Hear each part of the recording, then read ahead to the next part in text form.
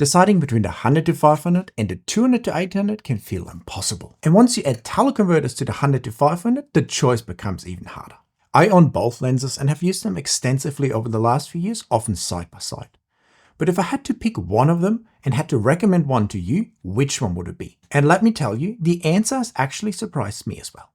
I'm Jan Wegener, and for over 20 years I've been a professional photographer capturing unique bird photos and videos and teaching all of you to create your own masterpieces. No doubt if handling and size are the deciding factors, the 100 to 500 is the clear winner. It's much smaller, much lighter and made from higher end materials. You can also take off the lens foot and it's so easy to zoom in and out. All these are things I can't say about the 200 to 800. It's kinda long, heavier, has a much longer throw, which means zooming in and out is much harder. And it also has this big non-detachable lens foot, which also makes the lens overall quite bulky and harder to put into a small backpack. And if you want to use it on a tripod, you have to add one of these lens plates, making the already big foot even bigger. The biggest advantage of the 200 to 800 is the price of just around $2,000 and the ability to zoom from 200 to 800 millimeters without having to fumble with any teleconverters. That's something the 100 to 500 cannot do. It costs around $3,000 and to get to even 700 millimeters in focal length, we need to add the 1.4 teleconverter, which still works well, but then you're wide open at f10. And the biggest downside if you add a teleconverter to the 100 to 400 is that you first need to zoom out past 300 millimeters, then add your teleconverter. And once the teleconverter is attached, you cannot zoom back to any further than the 300 millimeter mark, or with the 1.4 extender 420 millimeters, giving you only a very short zoom range and a much longer lens now. And you can basically only zoom from 420 to 700 millimeters. So when it comes to shooting small subjects in the field and having max focal length, the 200 to 800 is the clear winner, especially because that lens still works well with the 1.4 teleconverter as well, giving us decent image quality and a whopping 1120 millimeters of focal length.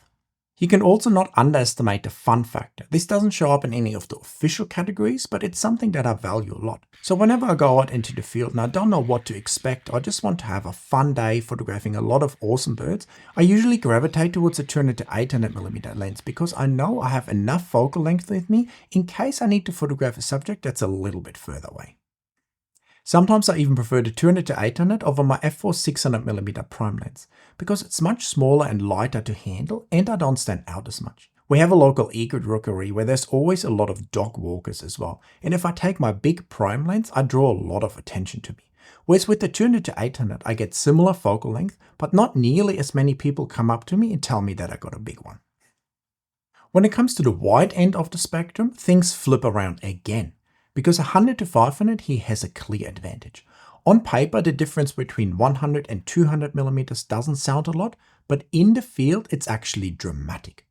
At 100 millimeters, you still can take quite nice environmental scenes, whereas 200 millimeters already feels a lot more like a telephoto lens and you have to step very far back if you want to include some of the environment.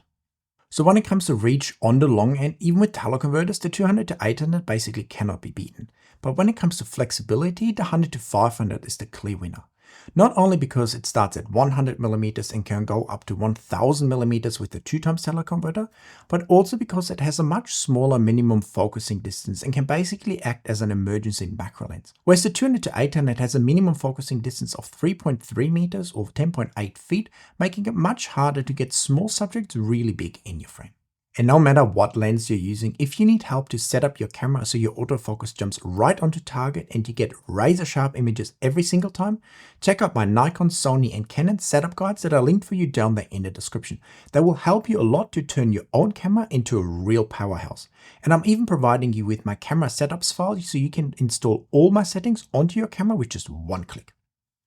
When it comes to the image quality without teleconverters, the 100 to 500 has a clear edge. It gives us sharper, slightly crisper and cleaner images with less chromatic aberrations and flaring on the edges. The 200 to 800 still gives us pretty good image quality, but there seems to be a bit more variance between different copies. And it also seems to be a little bit sharper at 600 compared to 800 millimeters. Even though personally all the images I've taken at 800 millimeters I still find very usable.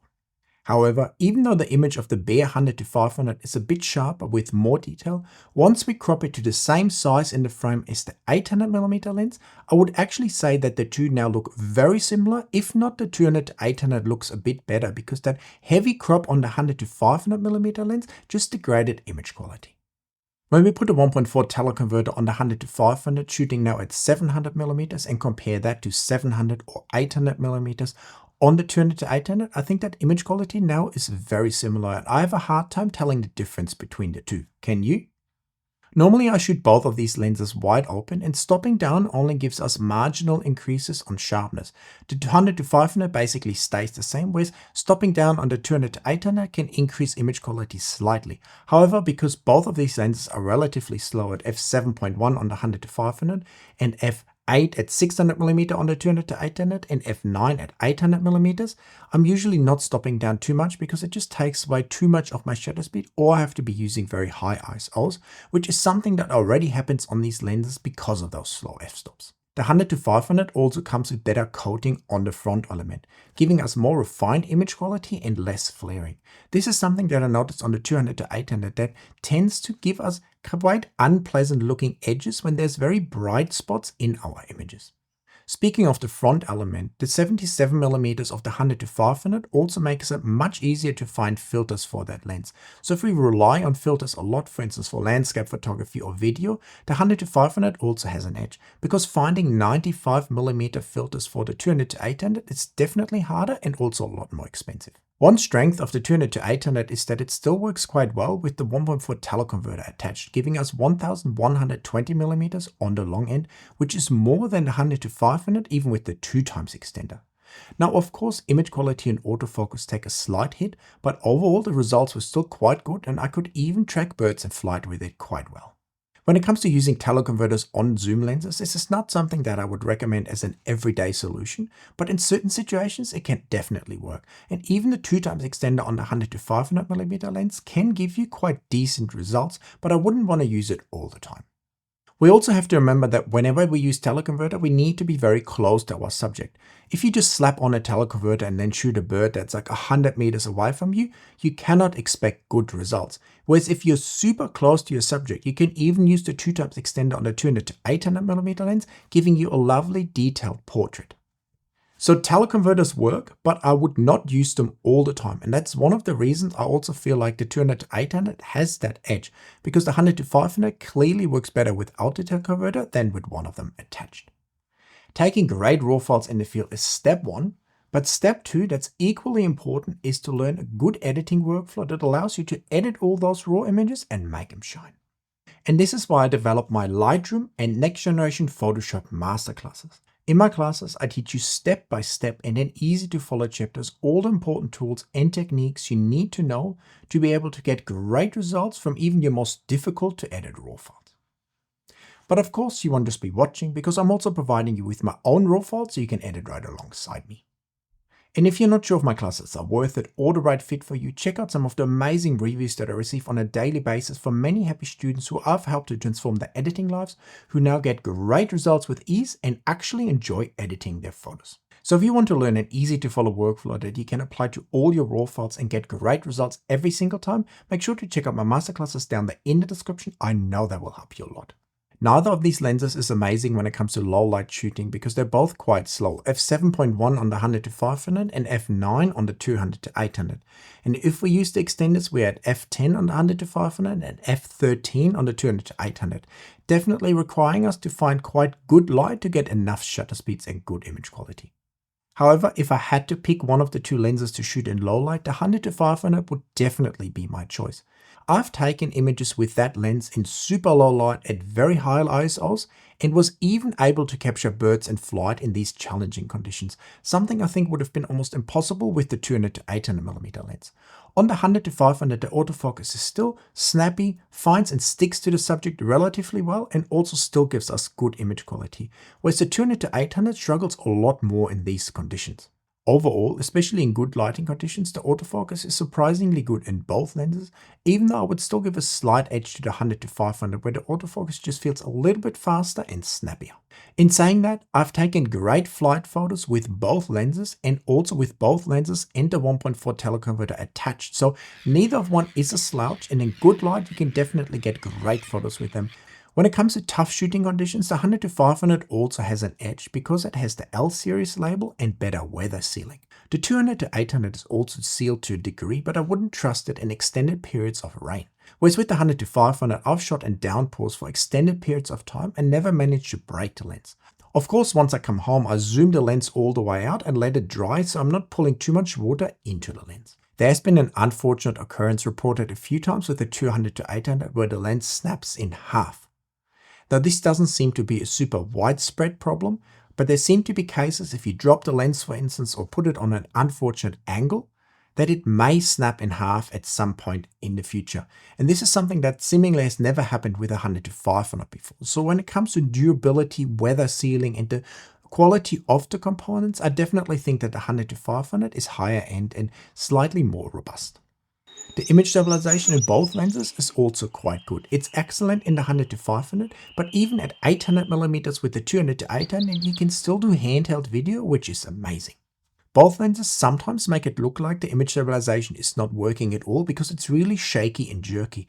And if that happens to you with your lens, usually just give it one sharp shake and then the image stabilization kind of jumps back into place. Very strange, but that's the only solution I've found so far for that. Due to its large size and extending out so far, I actually find it easier to use this lens with like an R1, R3 or an R5 II or R6 II with a battery grip, balancing out the lens a little bit more. On a small camera like an R7 or an R10, it can feel a little bit front heavy. Speaking of the R7 and the R10, I also noticed that the 200-800 actually performs a bit better and more reliable when it comes to autofocus on full frame cameras. So on an R6 Mark II or R5 Mark II, for instance, this lens gives us more consistent results than on the smaller APS-C cameras. Now it still works well on those cameras, but the autofocus has more of a tendency to jump on and off. And this is a little bit less pronounced on the 100-500 and the R7 and the R10. If you want extra reach on the 100-500 and not use a teleconverter, you could also combine it with a crop camera like the R7 or the R10, then also giving you a reach of up to 800mm on the long end. But of course, you can also do the same with the 200-800, giving you even more reach on that long end. But combining the 100-500 with a crop camera can definitely negate some of that perceived reach disadvantage in the field.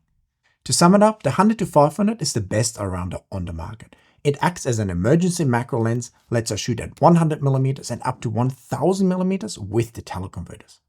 Now, of course, it's pricier, but it's also weather sealed, sharper, and the size and weight make it a joy to use.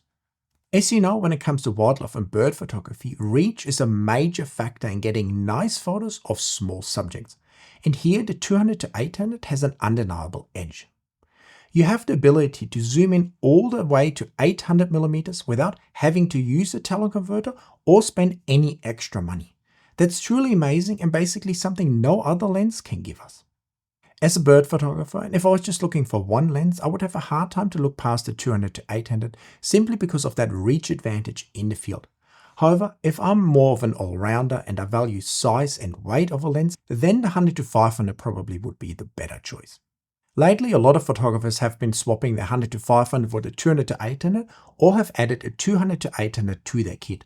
Are you one of them? I can definitely see the appeal. Personally, I can't seem to get rid of either lens. I love the flexibility and size of the 100-500, also making it an ideal secondary travel lens.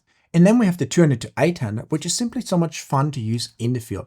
It's still small and light enough that I can handhold it all day, and I don't stand out as much as if I'm taking a big prime lens. Ultimately, which one of these two lenses will be the right one for you will depend whether you value flexibility and size or the ultimate reach. Either way, I would love to hear from you guys in the comments. Which one of these lenses have you chosen or will choose in the future? And are you going to dump your 100-500 for the 200-800, get a 200-800, get a 100-500, get both, or none at all? Let me know down there in those comments. Also give me a thumbs up for the video, check out my channel membership, setup guides and masterclasses, and of course, hit that subscribe button so we can grow our community, and I will see you in another video very soon. Bye!